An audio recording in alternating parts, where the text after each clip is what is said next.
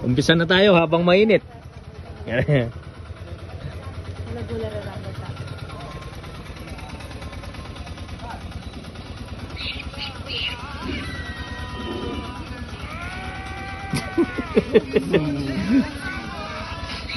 Mahilig ka sa mga cartoons, ano, Manong? Kasi yung madalas ko napapanood sa binablog ko, yung mga naka-bikini ang pinapanood. Basaya ata. Ito, ilagay nyo dito sa fish cage nito. Tama. Para magamit ito eh. O, para malipat na lahat. Oo. Lipat na lang natin. Pwede nga babayta para gawayang agos malago. Na, yapi na ita. Hintayin natin. Pwesto ka na, Boss Dan. Pwesto ka na. Baka meron pang bulig dito eh. Denny, lipa pa Kenny. Para po tamanyalok. Kenny la 6. Pangarga ka rambol. Punta na. Ako lilipat dala mo po. Ay isip daan timanay nintirang malago ngayon eh. Pamani po kayo pambagya. Sige, adwang train lawan tamo mon. Ya. Salo ka adwang 20. Sobrang init talaga. Iba na ho ang klima ngayon dahil summer na ho talaga.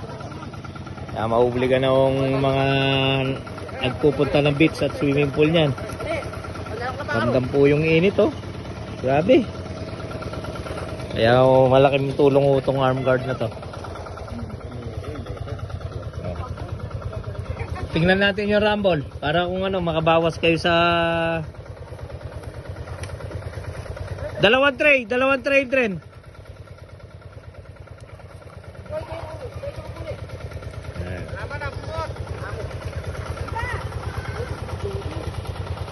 Si Kuya Bot talagang nangunguna sa ano yan, sa pagsilip sa isda. Oh. Dito, dalawang tray. Ba. Ano tayo? Okay na. Yan. Okay. Ay, may koi fish pang isa. Ang laki nun. Oh, yan. Tama na, oh. May koi fish. Ang laki, oh. Oh, dito. Pawalan mo na lang. Ang laki, oh. 1 kilo ang laki niyan. Kaya alaga yan. 3 colors. Red, bigyan mo mga Dren. Ayun, oh. Ayan, oh. 3 colors siya, oh. Kaya alaga yan. Wala. Wala na.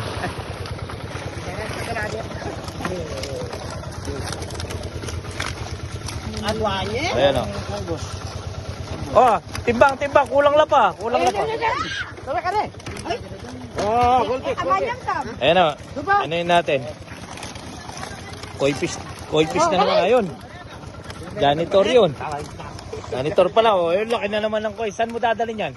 Dun. Ako na yun. Pumberting la rin. Ay, seseno rin. Sesena la talaga nga pumberting dito. Okay. Silipin nyo. Go.